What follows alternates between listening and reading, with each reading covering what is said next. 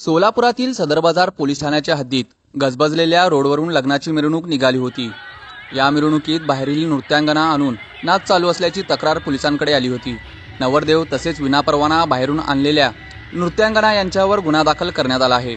न्यायालयाने डॉल्बी संदर्भात आवाजाची मर्यादा घालून दिली होती, त्याचं उल्लंघन झाल्याचे दिसून आलं, त्यामुळे डॉल्बी सुद्धा जप्त करण्यात आली आहे। या प्रकरणी 5 जणांविरोधात गुन्हे दाखल झाले आहेत। याविषयी अधिक माहिती सोलापूर शहर पोलीस उपायुक्त विजय कबाडे यांनी दिली आहे।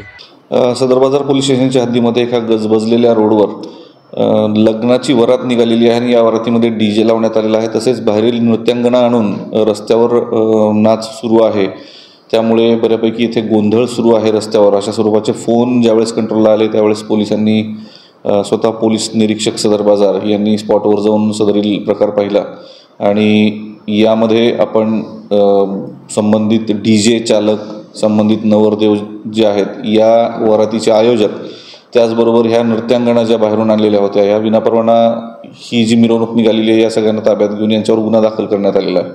विशेषतः यामध्ये आवाजाची मर्यादा, मान्य हायकोर्ट सुप्रीम कोर्टाने घालून दिलेली आवाजाची मर्यादा ती उल्लंघन झालेली आहे आणि सदरील डीजे सुद्धा जप्त करण्यात आलेला आहे।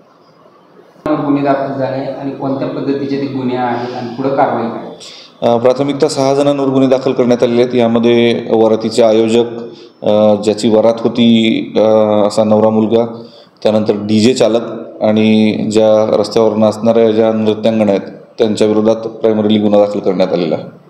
पुढे त्यांच्यावर काय कारवाईचे संकेत आहेत, काय अशा पद्धतीने काय आवाहन करायचं? अशा स्वरूपात शहरात कुठल्याही लग्नाच्या वरातीनी परमिशन सहज मिरवणूक काढण्यात यावी। आपल्या वरातीला किंवा मिरवणुकीमुळे कुठल्याही नागरिकाला त्रास होणार नाही याची खबरदारी आयोजकांनी घेणं अपेक्षित आहे।